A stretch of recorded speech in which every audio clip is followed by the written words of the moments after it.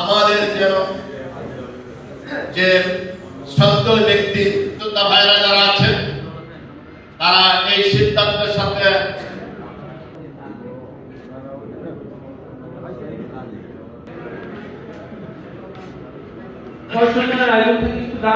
বলেন।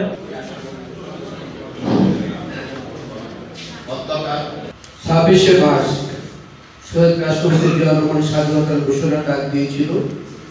সেই ডাকের পরিপ্রেক্ষিতে এই দেশের সাধারণ মানুষ, সাধারণ মুক্তিযোদ্ধা, মুক্তিকামী মানুষ দীর্ঘ 9 মাস এই দেশে যুদ্ধ করে আমরা একটি বাংলাদেশ স্বাধীন সার্বভৌমত্ব পেয়েছি।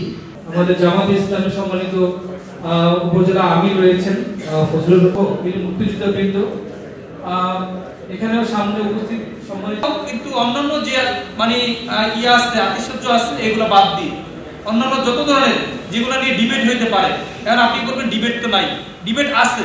বর্তমান সরকার বলতে আমি ইন্টারিম সরকারকে বুঝাচ্ছি, হ্যাঁ, সরকারি এক ধরনের মেসেজ দিচ্ছে।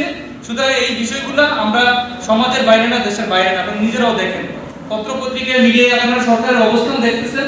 সুতরাং ওই অবস্থান দেখে আপনারা কথা বলেন। আমাদেরকে সরকারি লোক আমরা দায়িত্ব পালন করতে চাই, আমাদেরকে অযথা বিব্রত করার কোনো দরকার নাই। আপনারা সরকারি মেসেজগুলো নিজেরা অনুধাবন করে সেভাবে আপনারা প্রিপারেশন নেন করতেছেন বড় আয়োজন করে।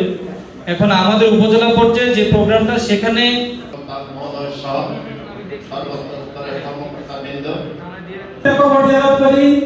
কোনদিন আমরা মুফতি সাহেবকে কবর জিয়ারত করতাম না। আর সবসময় আমাদের মুক্তিযোদ্ধার সাব সেক্টর কমান্ডার ছিল বলে কবরটা আমরা জিয়ারত করতাম। মুফতি সাহেবের ঘরে ভালো বলে উনি একটা ডিবেটের সৃষ্টি করছিলেন, কিন্তু এই সমস্ত কথা আর বলবেন না।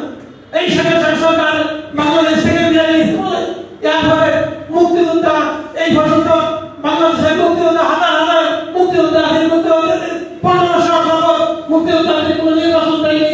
আজকে মুক্তিযোদ্ধারা নির্বাচন দিত, মুক্তিযোদ্ধাদের সব সকল দাবি দেওয়া আদায় করতে পারতো।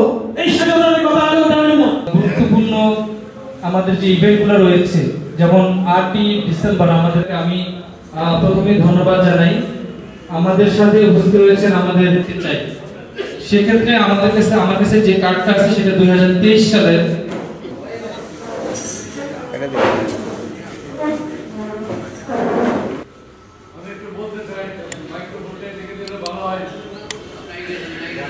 কম মানে জাঁকজমক বা যত মানে